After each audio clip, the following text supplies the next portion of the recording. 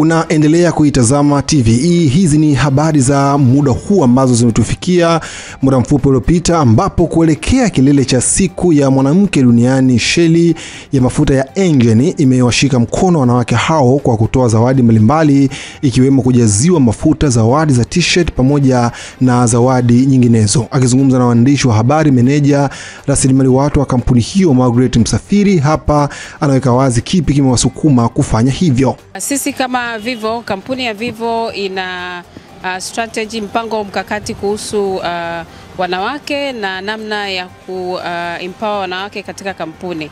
Na hii siku ya wanawake kwa kampuni ya Vivo ni sehemu mojawapo ya mikakati iliyoko kwa namna gani wanawake wanaweza kushiriki katika biashara na kuonyesha uwezo wao katika kazi.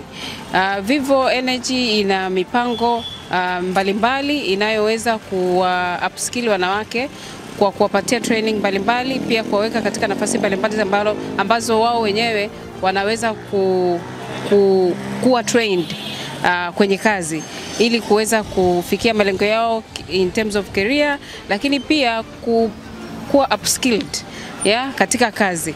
So ni sehemu kubwa ya kampuni ukifika kwenye masuala ya wanawake. Kuna mipango mikakati, ndio maana unaona kuna wave, we have a wave tag, ile inamaanisha women at Vivo Energy. Ni kwamba ni mpango mkakati kabisa uliowekwa kwa namna gani ambavyo kampuni inaweza kuempower wanawake kwa kuwapatia ujuzi, pia kuwafundisha namna ya kujitambua katika kazi zao mbalimbali. Sisi tuna wanawake maengineer ambao wako kwenye operations, ambazo ni sehemu ambazo huko nyuma zilikuwa zinaonekana kama ni kazi za wanaume, lakini sasa hivi na namna ambavyo wanawake wanafundishwa jinsi gani wanaweza wakaonyesha ujuzi wao sehemu yote wanayokuwa, basi unakuta hata sehemu zile ambazo zilikuwa zinaonekana ni sehemu za wanaume tu ambazo wanafanya kazi, wanawake sasa wameweza kufanya kazi. Naye Aileen Miena ambaye ni mkuu wa idara ya masoko, mawasiliano na miradi ya kijamii ya Vivo Energy hapa anataja sifa za mteja mwenye sifa ya kupata zawadi hizo. Sheli ya Engen imefikia hatua hiyo ikiwa ni kielelezo kikubwa cha kuunga mkono juhudi mbalimbali za wanawake pamoja na mchango wao katika jamii ambao wanaendelea kuufanya kuelekea katika kilele cha siku hiyo duniani ambacho